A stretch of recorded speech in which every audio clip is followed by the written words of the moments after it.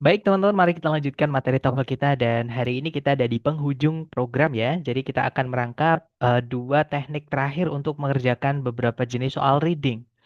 Nah, kemarin kan kita sudah belajar kalau di reading nanti teman-teman akan dihadapkan dengan 50 pertanyaan yang teman-teman harus selesaikan maksimal dalam waktu 55 menit ya. Nah, tipsnya adalah teman-teman jangan membaca teksnya dulu karena itu akan menyita banyak waktu, teman-teman. Nah, daripada nanti teman-teman sambil mengerjakan soalnya membaca teksnya lagi, mending dijadikan satu aja ya. Jadi, teman-teman baca soalnya dulu, kenali soalnya menanyakan informasi tentang apa, kemudian baru teman-teman menuju teksnya atau bacaannya, gitu ya. Karena di teks ada tiga pembagian informasi. Yang pertama informasi besar mengenai teks atau garis besar mengenai teks yang kemarin kita sudah pelajari ya, yang teman-teman bisa kerjakan dengan cara cukup baca kalimat pertama di setiap paragraf saja atau namanya topic sentence ya teman-teman. Nah, teknik ini teman-teman gunakan untuk menanyakan maksud saya menjawab soal-soal yang menanyakan garis besar mengenai teks. Contohnya misalnya ada soal mengenai main idea atau gagasan utama atau ide pokok gitu ya. Kemudian ada idea organization atau pengembangan ide dan juga tone, purpose sama course. Nah, kemudian ada juga informasi yang selain garis besar mengenai teks ya, ada juga informasi-informasi kecil atau peritilan-peritilan kecil yang ada di dalam teks. Ya, atau cara mengerjakannya teman-teman harus cari dulu informasinya letaknya di mana menggunakan teknik scan dan skim atau membaca cepat menggunakan gerak mata dan eh, otomatis otak kita mentranslate gitu ya, teman-teman. Kemudian yang terakhir ada jenis soal reading itu yang teman-teman harus menarik kesimpulan cara menjawabnya atau membuat tebakan gitu ya. Nah, kita bahas dulu untuk teknik kedua ya, teman-teman, yaitu scan dan skim the text. Nah, jadi scan dan skim itu maksudnya adalah membaca cepat dan mengingat-ingat, teman-teman. Jadi scan itu membaca dari awal menggunakan gerak mata saja, jangan menggunakan gerak bibir ya, karena itu eh, menghambat, teman-teman. Dan mentranslate-nya pakai pakai mental kita. Maksudnya sambil mata kita melihat, otak kita mentranslate. Seperti itu menggunakan cara cepat seperti itu kayak menyapu gitu ya. Kemudian kalau skim itu teman-teman mengingat-ingat. Jadi sambil menjawab soal-soal sebelumnya tadi. Nah, topik yang ditanyakan di nomor ini itu sudah dibahas belum? Kalau sudah, tadi di bagian mana? Tinggal dibaca lagi seperti itu. Nah, tapi kalau belum, tinggal scan. Lanjutkan terakhir tadi teman-teman membaca kalimatnya ketika menjawab soal-soal sebelum tadi terakhir di mana. Tinggal lanjutkan aja sampai menemukan informasi yang ditanyakan di nomor tersebut. Gitu ya. Nah, itu adalah scan dan skim, teman-teman. Sekali lagi, scan dan skim ini teman-teman gunakan untuk menjawab soal di reading yang menanyakan garis kecil atau informasi-informasi kecil yang ada di dalam teks. Gitu ya. Nah, informasi-informasi kecil yang ada di dalam teks, antara lain yang pertama ada locate information. Nah, locate information ini maksudnya adalah teman-teman kadang diminta untuk mencari di mana si penulis itu menyebutkan atau membahas tentang suatu informasi kecil atau informasi tertentu gitu ya di baris keberapa. Nah, soal ini bisa dikenali dari pilihan ABCD-nya. Jadi kalau teman-teman di pilihan ABCD menemukan line berapa sampai line keberapa, line keberapa sampai line keberapa seperti ini. Nah, inilah soal locate information, teman-teman. Jadi teman-teman diminta mencari di baris keberapa atau line keberapa, penulis itu menyebutkan atau membahas tentang kata kunci yang ditanyakan. Nah, jadi kita baca soalnya dulu. Di situ soalnya berbunyi, di mana di dalam teks penulis itu membahas tentang komposisi dari meteor.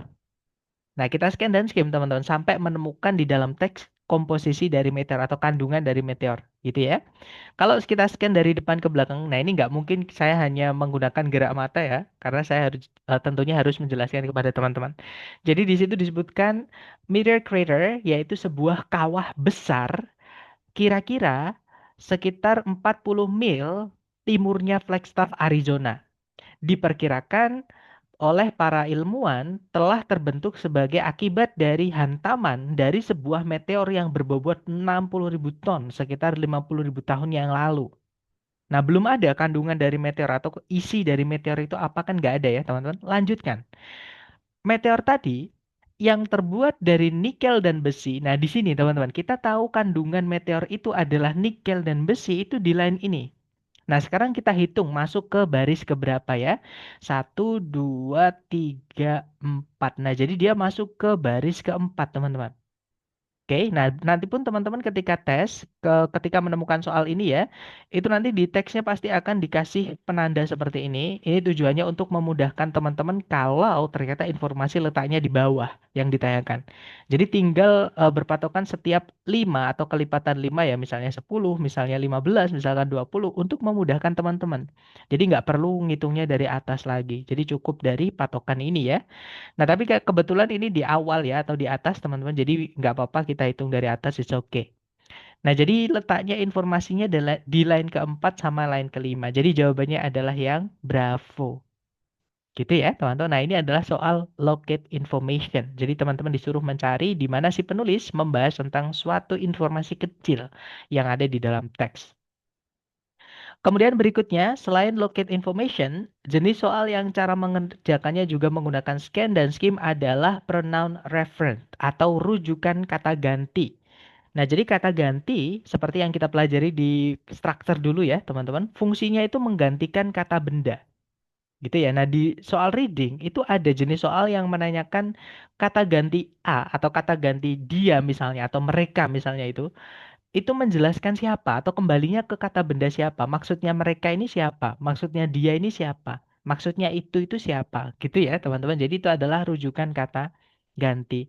Nah, contoh soalnya adalah kata ganti they atau mereka di line kelima merujuk kepada. Nah, jadi line kelima ini ada yang nanti ketika teman-teman tes nggak perlu sulit-sulit mencari ya, karena pasti letaknya dikasih tahu. Jadi they ini kembalinya ke siapa atau mereka ini maksudnya siapa? Nah, karena kata ganti itu fungsinya menggantikan benda yang sebelumnya sudah disebutkan, maka teman-teman baca mulai subjek predikat sebelumnya. Ya, nah subjek predikat sebelumnya itu adalah kalimat sebelumnya, teman-teman. Maka kita baca, nah di situ disebutkan untuk bertahan hidup, tanaman-tanaman ini telah mengembangkan mekanisme untuk menjebak serangga di dalam daun mereka. Nah, mereka memiliki cairan pencernaan untuk mencerna atau untuk mendapatkan nitrogen yang dibutuhkan dari serangga-serangga yang tadi dijebak tadi, teman-teman. Nah, berarti they ini yang memiliki cairan pencernaan ini adalah yang menjebak serangga tadi, yaitu these plants. Jadi jawabannya yang bravo ya, these plants. Seperti itu, teman-teman. Nah, ini adalah rujukan kata ganti. Oke. Kemudian jenis soal berikutnya yang cara mengerjakannya adalah dengan scan dan skim adalah stated detail sama unstated detail. Nah, stated detail itu adalah soal yang menanyakan di antara pilihan A, B, C, D, yang mana yang benar atau yang mana yang sesuai dengan teks gitu ya, mengenai kata kunci yang ditanyakan, teman-teman.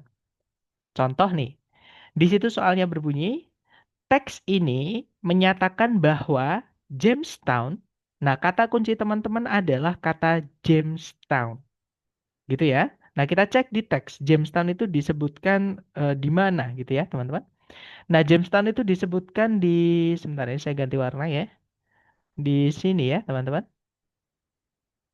Nah kita baca kalimatnya, jadi di situ kalimatnya berbunyi, Williamsburg merupakan sebuah kota bersejarah di Virginia yang dibangun oleh para pendatang dari Inggris pada tahun 1633, yaitu 26 tahun setelah koloni atau kependudukan Inggris permanen pertama di Amerika itu dibangun di Jamestown. Nah, berarti Jamestown itu letak pembangunan penjajah, bukan, maksudnya pendatang eh, Amerika pertama ya dari Inggris seperti itu. Nah, sekarang kita cek ABCD yang menyatakan demikian, teman-teman. Di situ yang alfa berbunyi didirikan pada tahun 1633. Nah, hati-hati, teman-teman. Yang didirikan di tahun 1633 tadi bukan Jamestown ya, tapi Williamsburg. Nah, di sini yang ditanyakan adalah Jamestown. Nah, berarti yang alfa ini bukan atau salah ya. Kalau yang Bravo dibangun 26 tahun setelahnya Williamsburg. Nah, ini kebalik. Yang ada Williamsburg yang dibangun 26 tahun setelahnya Jamestown. Gitu ya. Jadi yang Bravo nggak bisa karena kebalik ya, teman-teman. Kalau yang Charlie merupakan koloni atau eh, kependudukan atau kepemukiman orang-orang Inggris permanen pertama yang pergi ke Amerika. Nah, ketemu ya. Jawabannya adalah yang Charlie, teman-teman. Karena sesuai dengan yang ada di teks berdasarkan yang ditanyakan atau mengenai kata kunci yang ditanyakan. Nah, itu stated detail. Nah, kalau yang unstated detail itu kebalikannya. Kalau stated itu kita disuruh mencari salah satu yang benar di dalam pilihan A, B, C, D ya, mengenai kata kunci yang ditanyakan. Kalau unstated ini kebalik, teman-teman. Kita disuruh mencari yang salah. Di antara empat pilihan ini, tiga itu benar mengenai kata kunci ya, yang satu salah. Teman-teman disuruh mencari yang salah. Caranya sama, teman-teman baca dulu kalimat soalnya ya maksud saya. Di situ soalnya berbunyi, yang manakah di antara berikut ini yang tidak benar tentang kata gadget? Kata kunci teman-teman yang harus dicari di teks adalah kata gadget. Kalau kita scan dan skim di dalam teks ya, kata gadget disebutkan di sini teman-teman. Gitu ya. Nah, yang perlu teman-teman ketahui untuk unstated detail yang biasanya ada tidak benar atau kecuali gitu ya. Nah, itu cara mengerjakannya teman-teman biasanya tidak cukup kalau hanya membaca satu kalimat. Beda dengan yang stated detail tadi ya. Kalau unstated ini biasanya bahkan kadang kita perlu membaca satu paragraf. Intinya teman-teman harus mencari informasi apapun di dalam paragraf tersebut mengenai kata kunci yang ditanyakan. Karena kita disuruh mengeliminasi tiga informasi. Yang satu yang benar, yang jadi jawaban. Yang salah itu ya. Jadi yang salah itu yang benar. Atau yang jadi jawaban seperti itu. Nah, jadi kata kunci teman-teman di soal adalah kata gadget, maka dicari kata gadget di sini. Teman-teman kita baca kalimatnya. Kata gadget merupakan salah satu kata yang demikian itu. Nah, yang demikian itu tuh yang bagaimana? Otomatis kita juga harus baca kalimat sebelumnya. Jadi kalimat sebelumnya berbunyi, dalam bahasa Inggris ada banyak sekali ungkapan-ungkapan yang berbeda-beda yang orang pakai untuk menamai sesuatu yang namanya tidak diketahui atau terlupa sementara. Kata gadget merupakan salah satu kata yang demikian itu. Nah, kemudian kata gadget. Nah, kalau kalimat setelahnya masih ngomongin tentang kata kunci atau kata gadget, lanjutkan teman-teman. Ya, di situ disebutkan kata gadget pertama kali digunakan oleh para pelaut Inggris pada tahun 1850-an. Dan kemungkinan datang dari kata berbahasa Prancis yaitu gacete, yang merupakan atau yang artinya adalah kail kecil atau mata pancing kecil. Nah, dalam penggunaan sehari-harinya, kata tersebut itu memiliki makna yang lebih luas. Kata-kata yang lain, nah, setelahnya bukan ngomongin gadget lagi, ya. Udah ngomongin kata-kata yang lain. Berarti berhenti di sini aja, teman-teman, supaya tidak dibingungkan dengan informasi setelahnya. Gitu ya. Karena kita sudah mengantongi informasi apapun tentang kata gadget ini, kita tinggal eliminasi. Yang alfa, kata gadget digunakan untuk menamai sesuatu ketika namanya tidak diketahui. Nah, tadi ada ya, teman-teman. Jadi disebutkan tadi, kata gadget merupakan satu kata yang demikian itu. Nah, maksudnya demikian itu di sini, maksudnya adalah orang-orang pakai untuk menamai sesuatu yang namanya itu tidak diketahui atau terlupa.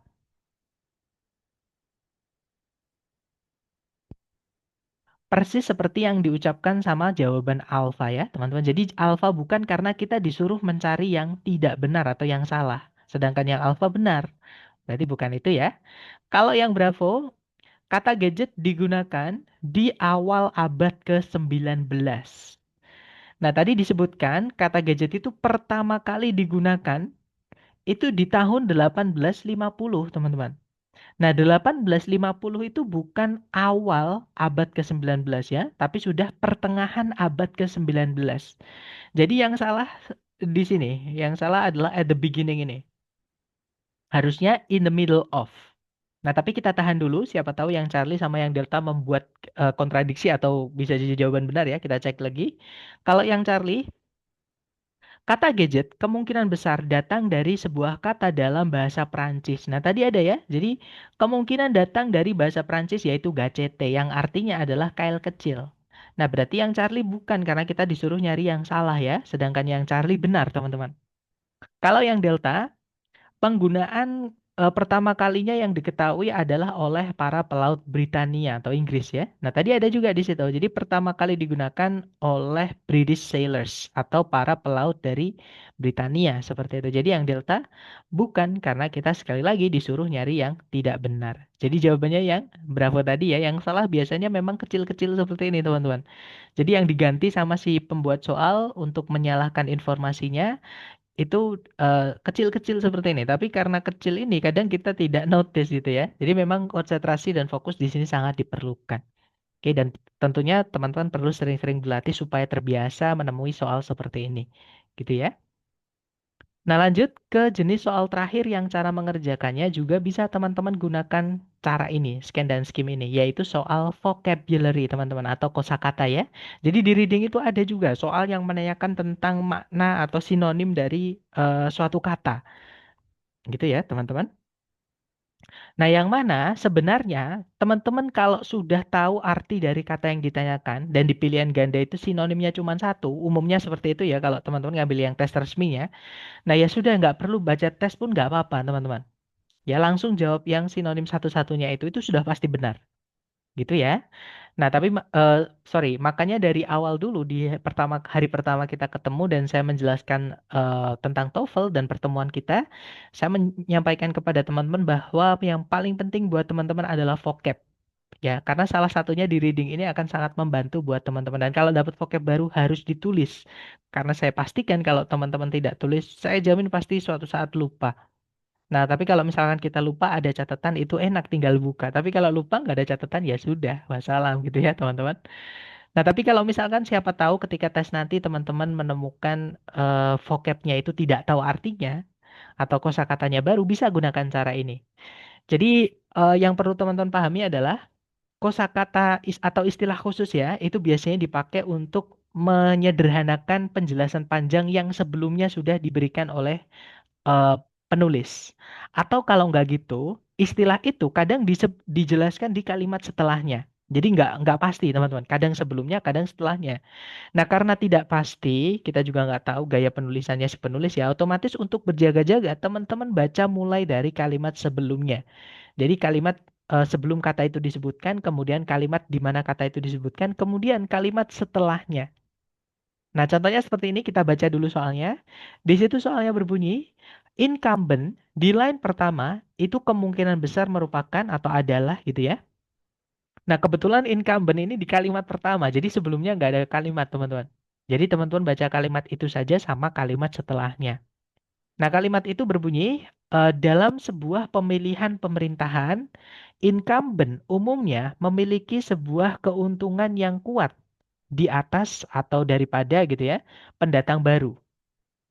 Nah, seseorang yang sudah berada di kursi pemerintahan dan oleh karena itu memiliki pengaruh kepentingan tertentu, memiliki peluang yang lebih baik untuk terpilih dibandingkan orang yang tidak dikenal bagi para pemilih.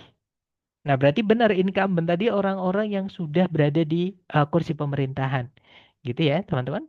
Kita cek satu-satu yang alpha di situ jenis pemilihan khusus atau pemilihan tertentu. Bukan ya, karena orang, teman-teman. Pemilihan kan bukan orang ya, dia proses atau aktivitas seperti itu. Sedangkan incumbent tadi disebut a person, seseorang. Jadi yang alpha bukan. Kalau yang bravo, sebuah partai politik. Nah, partai politik itu ibaratnya payung, teman-teman, atau rumah gitu ya. Bukan orang, dia bangunan atau organisasi lah seperti itu. Memang anggotanya atau penghuninya itu manusia, tapi yang partainya bukan. Partai itu yang diciptakan manusia. Ya, jadi yang Bravo bukan. Kalau yang Charlie, komentar yang menguntungkan. Sama, komentar itu bukan manusia ya, walaupun yang bikin manusia, tapi komentar itu bukan manusia, teman-teman. Kalau yang Delta, seorang pemegang kursi pemerintahan saat ini. Nah, ketemu jawabannya adalah yang Delta, seperti itu. Nah, itu tadi adalah keempat jenis soal yang cara mengerjakannya teman-teman gunakan teknik scan dan skim ini. Sebelum kita praktek latihan ke teman-teman, atau buat teman-teman ya, mungkin ada yang pengen ditanyakan, boleh di-unmute dulu. Silahkan teman-teman, jangan sungkan-sungkan.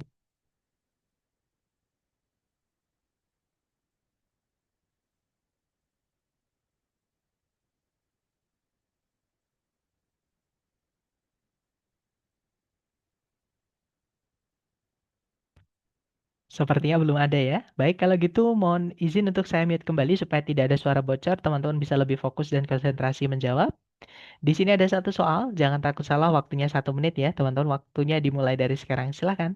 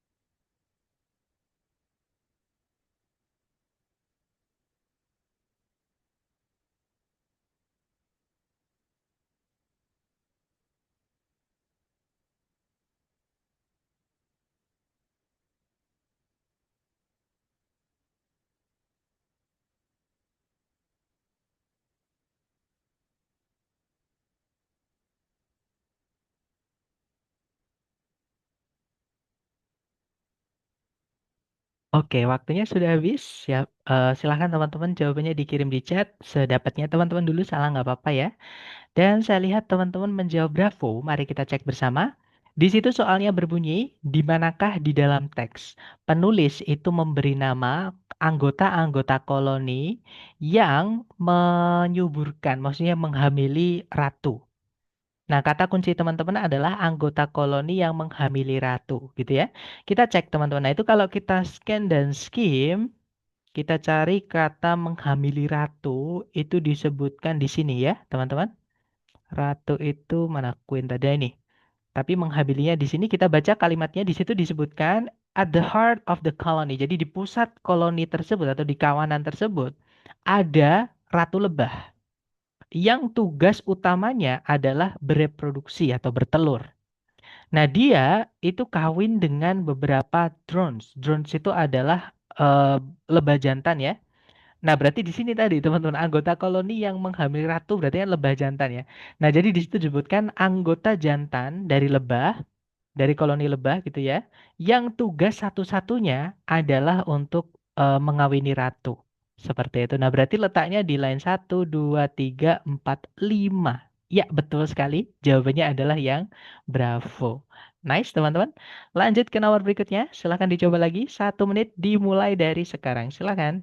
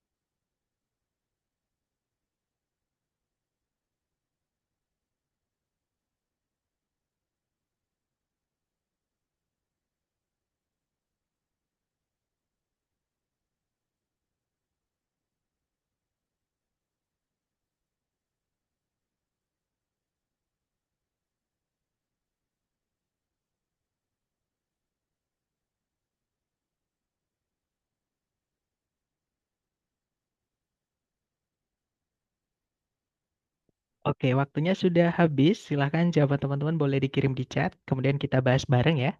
Dan saya lihat teman-teman menjawab bravo. Bravo sepertinya semua menjawab bravo. Kita cek bareng. Di situ soalnya berbunyi berdasarkan paragraf 1. Berarti teman-teman fokus aja di paragraf ini ya. Sisanya jangan dianggap. Berdasarkan paragraf 1, apa yang menentukan kualitas dari sutra yang dihasilkan? Nah, kata kunci teman-teman adalah kualitas sutra yang dihasilkan. Kalau kita cek di situ, nah di sini ya teman-teman, jawabannya. Jadi disebutkan di situ, the quality of the silk is produced, of the silk produced is largely determined by the health of the silkworms. Nah, letak jawabannya di sini. Jadi kalau diartikan, kualitas dari sutra yang dihasilkan itu sangat ditentukan oleh kesehatan dari ulat sutranya. Nah, berarti betul sekali jawaban teman-teman ya. Jawabannya adalah yang bravo, the health of the silkworm. Jadi yang menentukan eh, kualitas sutra yang dihasilkan adalah kesehatan dari ulat sutranya. Oke, lanjut lagi ke nomor berikutnya. Silahkan teman-teman, 1 menit dimulai dari sekarang ya. Silahkan.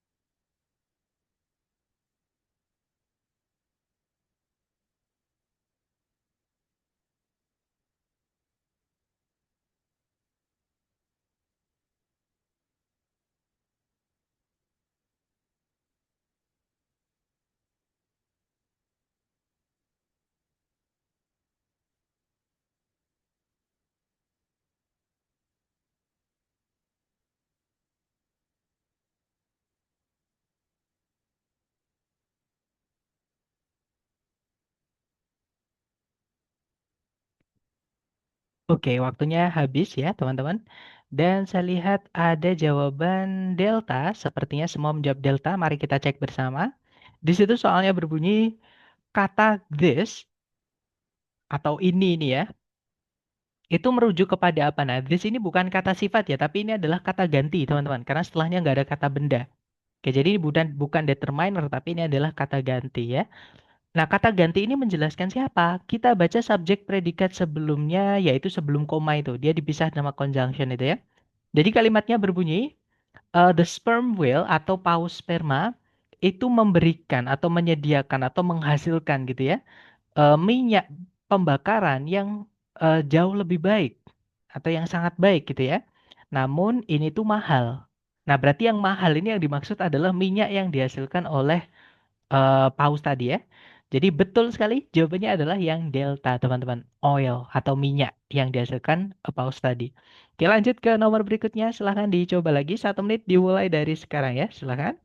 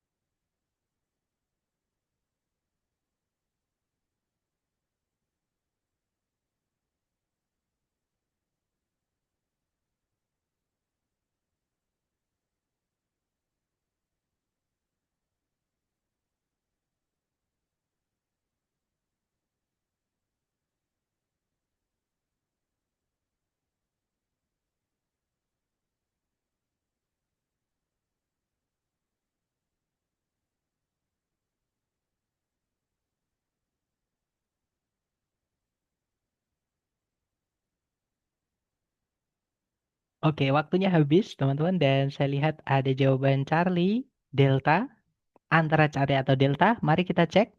Di situ soalnya berbunyi kata resembled itu paling mendekati maknanya dengan, nah, resemble sendiri artinya adalah menyerupai. Jadi rupanya mirip atau wujudnya mirip.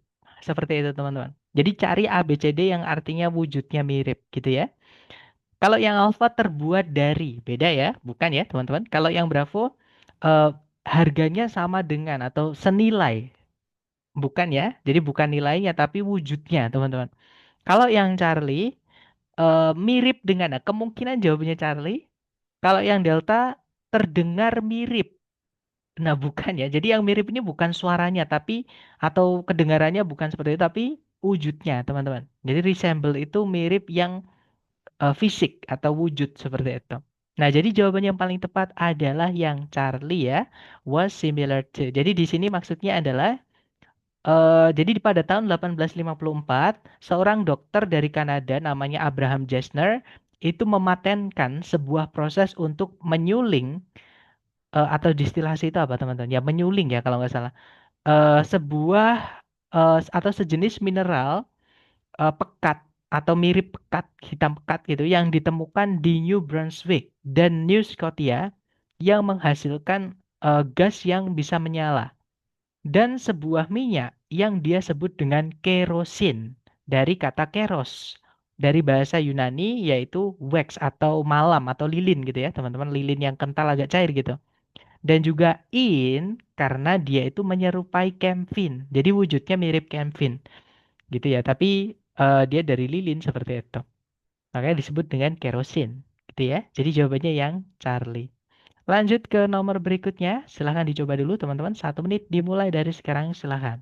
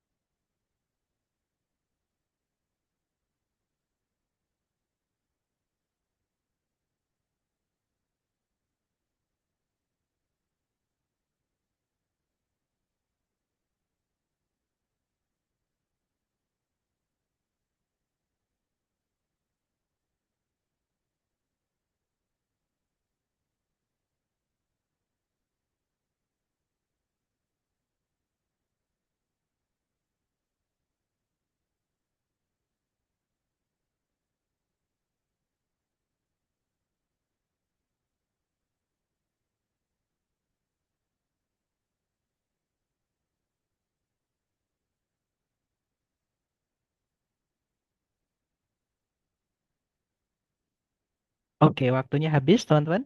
Dan saya lihat teman-teman menjawab delta. Mari kita cek bersama.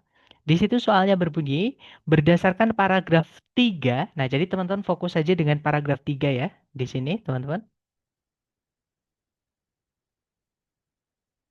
Semua di antara berikut ini benar mengenai engraving. Kata kunci teman-teman engraving ya. Kecuali. Nah, berarti ya, teman-teman disuruh mencari yang tidak benar. Ya, jadi yang tiga benar, yang satu salah. Jadi teman-teman disuruh mencari yang salah. Tapi kata kuncinya engraving kita baca. Nah, ternyata satu paragraf ini, teman-teman, membahas tentang engraving itu sendiri ya. Disebutkan di topik sentence-nya. Di situ disebutkan bahwa engraving yang muncul dari seni pandai emas atau pembentukan emas, pembuatan emas gitu ya. Jadi dibentuk-bentuk seperti itu yang berasal atau berawal di Jerman dan Italia bagian utara di pertengahan abad ke-15. Jadi tahun 1450-an gitu ya. Nah, kemudian engraving itu merupakan sebuah proses intaglier dari bahasa Italia yaitu intagliare yang artinya untuk mengukir atau mengukir gitu ya. Nah, jadi gambar itu atau pola itu diiris ke dalam sebuah lempengan logam yang dipoles dengan sangat baik. Yang biasanya logam itu adalah tembaga dengan sebuah alat potong atau namanya burin. Nah, kemudian seniman itu memberi tinta lempengan tersebut dan mengelapnya bersih sehingga tintanya itu atau beberapa tinta itu hanya tertinggal di lubang-lubang irisan itu. Dan pola tersebut, sorry, dan sebuah pola itu dibuat di eh, kertas basah atau kertas lembab gitu ya. Jadi eh, damp itu artinya basah tapi nggak terlalu basah kuyup gitu teman. Jadi kayak kertas yang agak basah gitu ya. Di sebuah atau pada sebuah mesin cetak. Nah, dengan tekanan memadai yang diberikan atau yang diaplikasikan sehingga kertas itu mengangkut tintanya. Jadi tintanya yang di irisan tadi itu akhirnya meninggalkan pola di kertas basah tersebut. Gitu ya, teman-teman. Nah, itu adalah engraving. Sekarang kita cek ABCD. Yang alpha, engraving itu muncul dari seni pandai emas. Nah, tadi ada ya, berarti yang alpha bukan, teman-teman. Karena di situ ada di sini ya. Kalau yang Bravo, engraving itu memerlukan atau engraving itu mengharuskan supaya kertas itu dipotong dengan sebuah burin. Nah, ketemu teman-teman. Yang salah adalah yang Bravo ya. Karena burin tadi itu bukan untuk memotong kertas, teman-teman. Tapi untuk meninggalkan atau mengiris ya, mengiris pola atau gambar atau tulisan di dalam lempengan logam supaya ada kayak pola-polanya di logam tersebut gitu ya. Nah, jadi alatnya itu atau alat yang untuk memotong itu namanya burin. Jadi burin itu bukan dipakai di kertas atau untuk kertas ya, tapi dia untuk logam. Kalau yang Charlie, engraving itu berasal atau berawal di abad ke-15. Tadi ada ya, teman-teman di sini. Jadi dia itu originated in Germany and northern Italy in the middle of the 15th century. Kemudian kalau yang Delta, engraving itu melibatkan carving itu mengukir ya atau meninggalkan pola eh, pada sebuah lempengan logam. Tadi juga ada di situ ya. Jadi di sini teman-teman. Image is incised atau apa carved ya. Incised itu sama kayak carved. Jadi diiris atau diukir seperti itu di permukaan logam. Jadi jawaban yang tepat adalah yang Bravo ya, yang salah mengenai engraving di paragraf 3. Oke, lanjut lagi ke nomor berikutnya, silakan. Oh, ternyata sudah habis, teman-teman. Nah, kurang lebih itu tadi untuk jenis-jenis soal yang menanyakan garis-garis apa informasi-informasi kecil atau peritilan-peritilan kecil yang ada di dalam teks. Dan untuk mengerjakannya, teman-teman perlu cari dulu informasinya, ya, menggunakan scan dan skim. Dan itu perlu dilatih, teman-teman. Gitu ya. Kemudian teknik yang terakhir dalam mengerjakan beberapa jenis soal reading adalah menarik kesimpulan. Jadi di sini perlu sekali ketelitian teman-teman, kemudian kecermatan teman-teman, dan itu perlu dilatih juga, gitu ya, yaitu membuat tebakan ini. Jadi cara membuat tebakan ini atau apa ya, menarik kesimpulan ini, teman-teman gunakan untuk menjawab pertanyaan yang menanyakan tentang informasi tersirat. Jadi informasi yang memang benar-benar tidak ada di dalam teks. Tapi petunjuknya ada, teman-teman. Jadi arahnya itu ada di dalam teks. Gitu ya. Nah, ada dua jenis soal yang cara mengerjakannya teman-teman harus tebak ya jawabannya ya.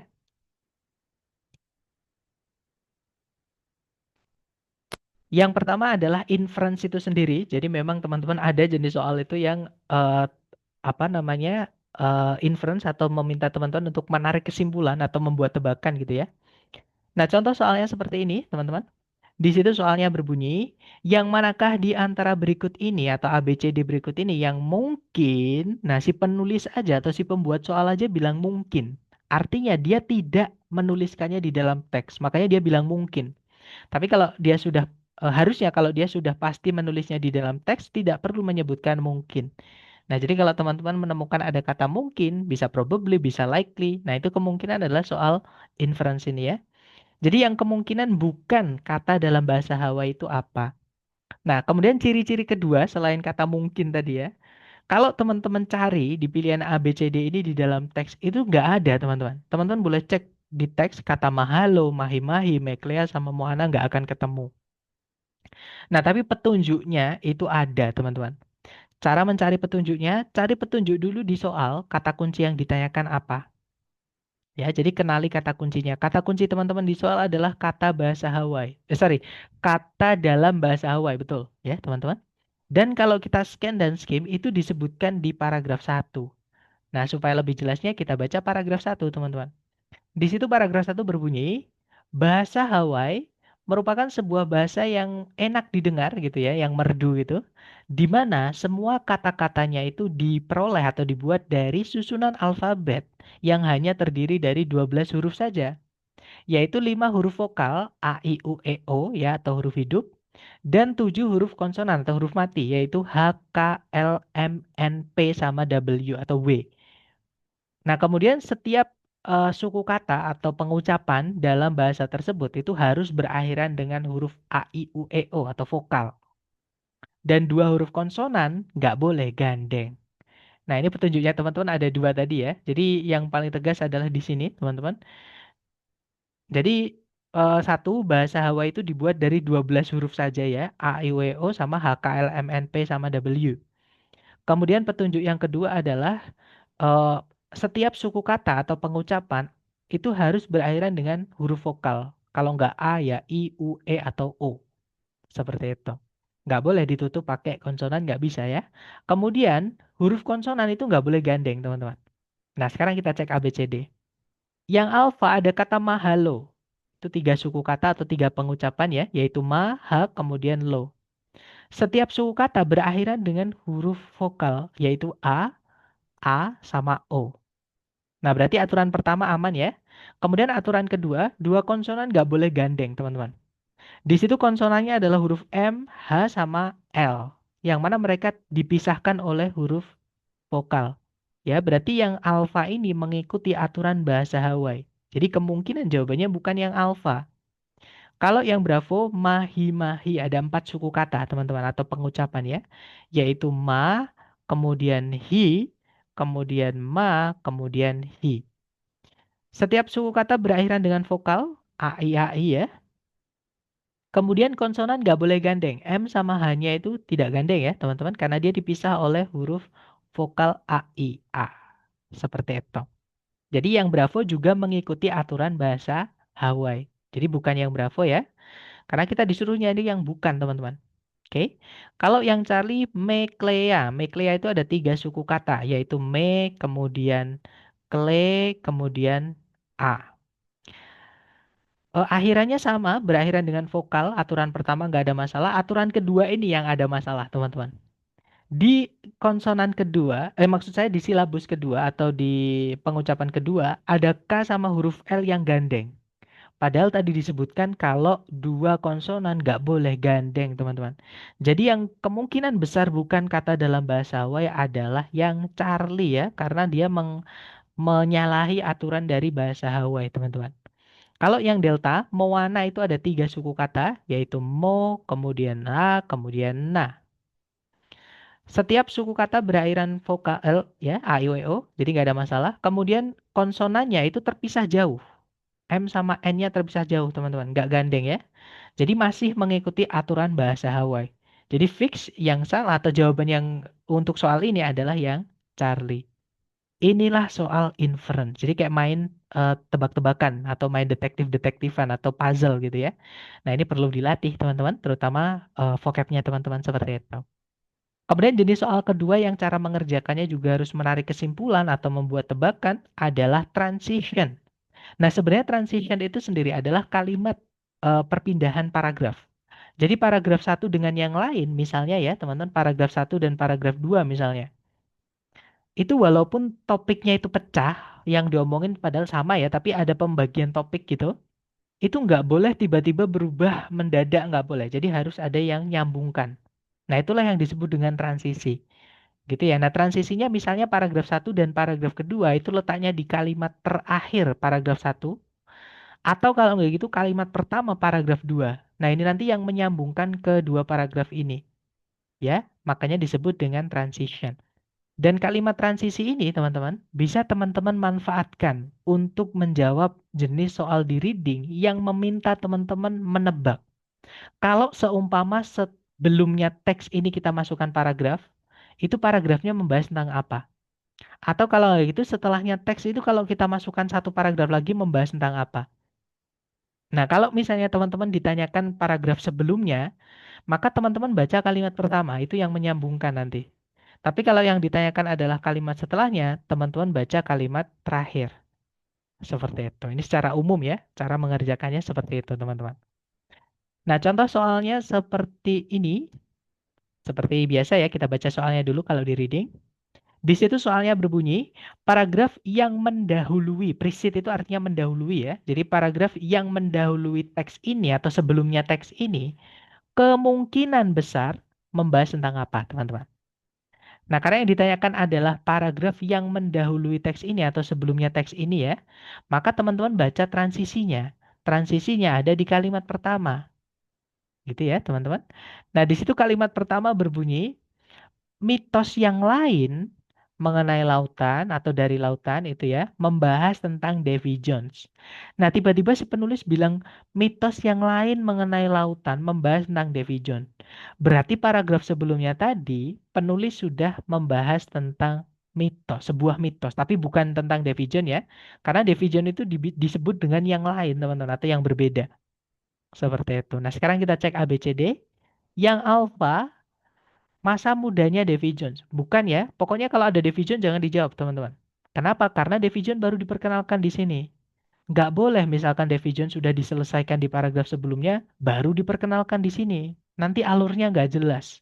Orang yang baca bingung gitu ya. Jadi sebelumnya sudah selesai kok baru dikenalin di akhir. Jadi nggak enak gitu ya.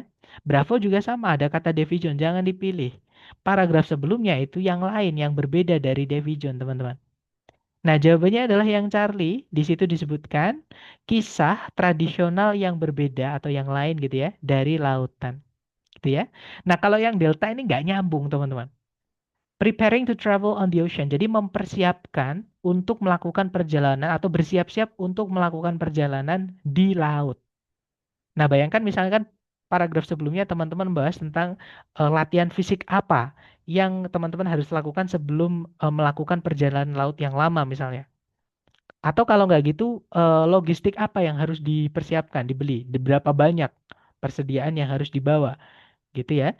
Kemudian yang ketiga, misalnya apa aja yang harus dilakukan ketika ada kondisi-kondisi yang tidak diinginkan, gitu ya. Nah, terus paragraf setelahnya bilang, mitos yang lain mengenai lautan membahas tentang Davy Jones. Nah, kan nggak nyambung ya, teman-teman. Terlalu loncat, terlalu jauh kontrasnya. Itu nggak boleh. Karena ketika kita menyampaikan informasi, harus ada yang namanya coherence sama kohesi. Coherence sama kohesi itu maksudnya adalah keutuhan sama kesinambungan. Nyambung gitu. Jadi harus utuh dan nyambung. Nggak boleh nggak nyambung. Gitu ya, teman-teman.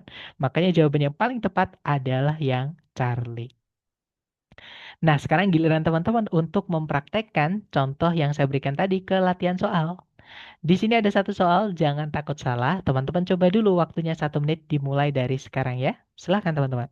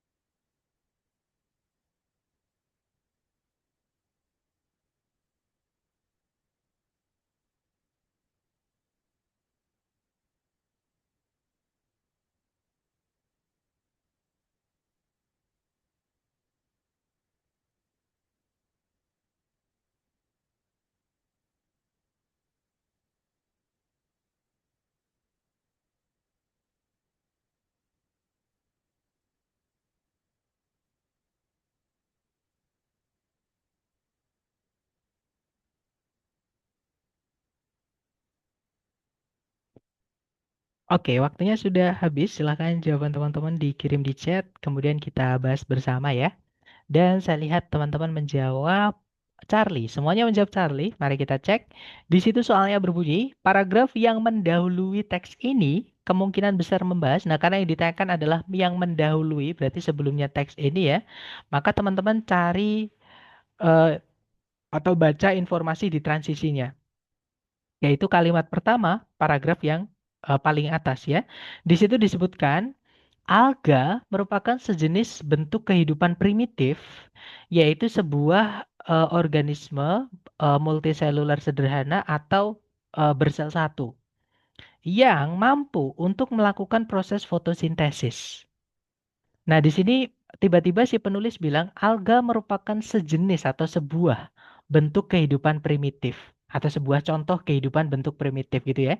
Nah, artinya sebelumnya ini penulis ngomongin tentang kehidupan primitif secara gamblang atau secara besar-besaran, secara luas, teman-teman.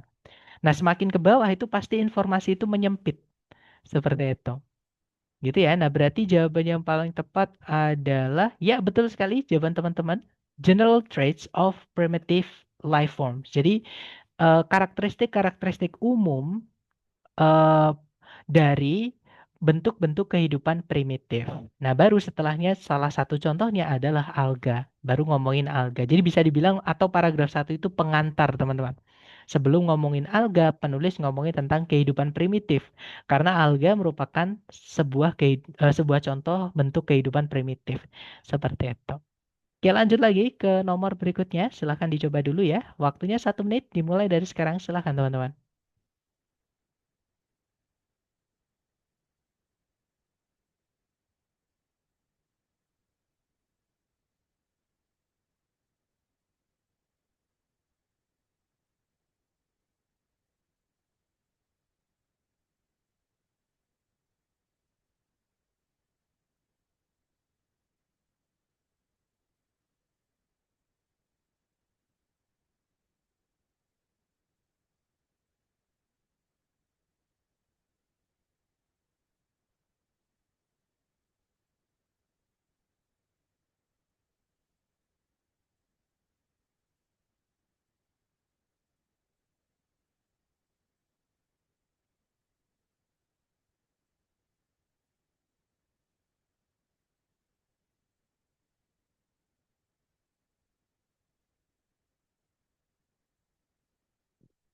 Oke, waktunya habis, teman-teman. Dan saya lihat ini memang agak membingungkan ya. Nah, tapi saya lihat teman-teman menjawab alfa. Mari kita cek bersama. Di situ soalnya berbunyi, bisa ditarik kesimpulan. Nah, kadang ada kata infer ini juga petunjuk teman-teman kalau itu adalah soal inference ya, teman-teman. Jadi bisa ditarik kesimpulan dari dalam teks bahwa kandungan limestone atau batu kapur ya, itu berperan sebagai basis atau pondasi dari atau dasar dari apa. Nah, kita cek kalau kita scan dan skim, teman-teman mencari kata limestone, yaitu disebutkan di kalimat terakhir, teman-teman. Nah, kita baca aja paragraf terakhir sekalian ya, karena kalimatnya cuma dua. Nah, di situ kalimatnya berbunyi, alga merah atau namanya Rhodophyta merupakan sejenis organisme yang delicate. Delicate itu yang apa ya, teman-teman? Yang rapuh atau apa ya, yang anggun atau elok lah gitu, yang sangat kecil yang bisa ditemukan di perairan dalam dari perairan subtropis, di mana alga merah tersebut itu seringkali tumbuh bersamaan dengan koral atau berdampingan dengan koral. Nah, jenis alga ini memiliki peran penting dalam pembentukan terumbu karang atau koral tadi. Nah, jadi alga merah itu mengeluarkan zat kapur dari air laut untuk menopang pembentukan atau untuk mendorong atau mendukung atau melatar belakangi gitu ya, pembentukan dari tumpukan-tumpukan batu kapur tadi. Jadi kalau endapan kapur gitu ya, yang nantinya tadi disebutkan sebagai apa namanya? Jadi bisa dibilang ini adalah peran penting yang dimaksud di kalimat sebelumnya. Jadi kan sebelumnya disebutkan kalau jenis alga ini memiliki peran penting dalam pembentukan terumbu karang. Nah, peran pentingnya bagaimana? Jadi alga itu mengeluarkan zat kapur eh, yang nantinya akan menjadi tumpukan batu kapur atau endapan batu kapur. Nah, berarti secara tidak langsung ada hubungannya juga dengan coral reef. Artinya endapan batu kapur itu menjadi eh, pondasi dari coral reef atau terumbu karang, teman-teman. Jadi betul sekali, jawabannya adalah yang alfa ya. Limestone itu berperan sebagai atau menjadi basis atau topangan, penopang gitu ya dari terumbu karang seperti itu. Oke, lanjut lagi ke nomor berikutnya. Silahkan dicoba dulu. 1 menit dimulai dari sekarang. Silahkan teman-teman.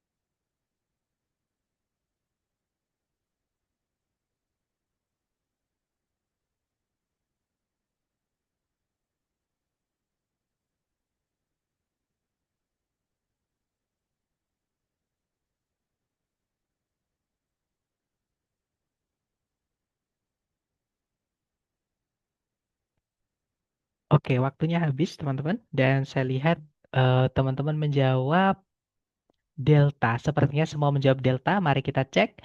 Di situ soalnya berbunyi paragraf yang mengikuti, berarti setelahnya ya. Jadi paragraf setelahnya teks ini kemungkinan besar membahas apa?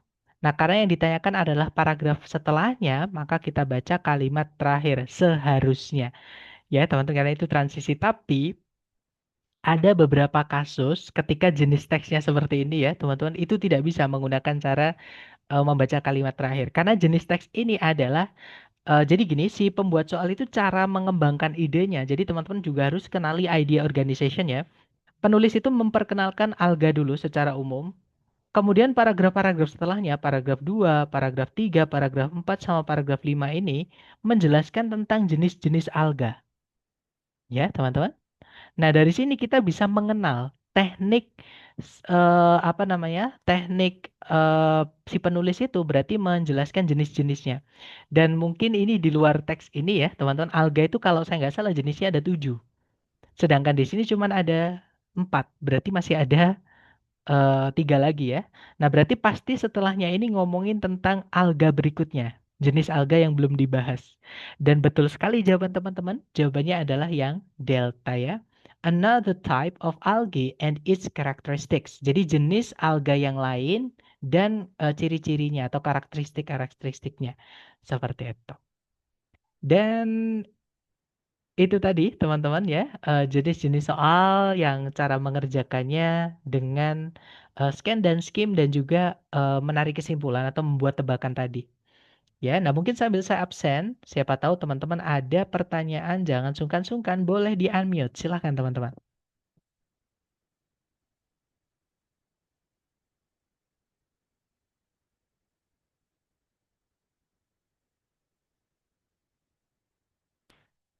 Oke, sudah saya screenshot. Mungkin ada pertanyaan dulu dari teman-teman, silahkan.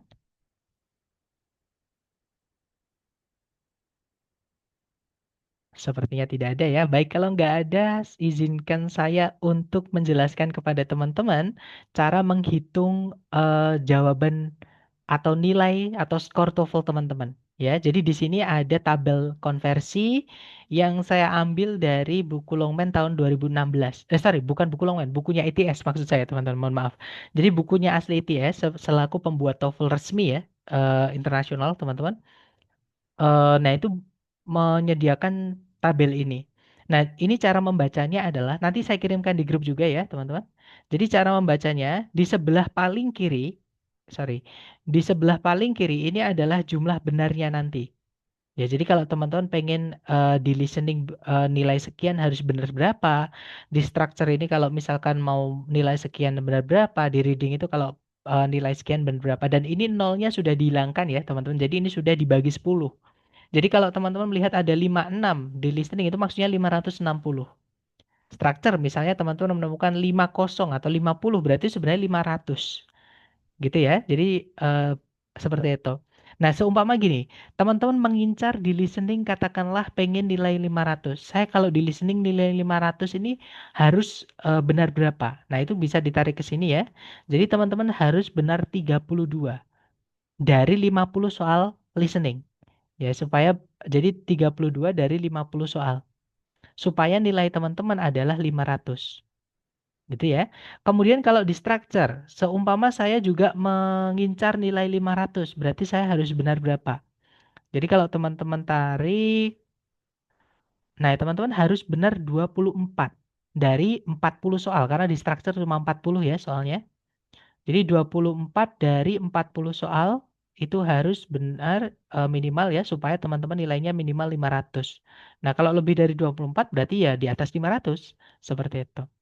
Nah, kalau di reading, teman-teman, misalnya teman-teman di reading ini merasa agak mudah karena jawabannya ada di dalam teks.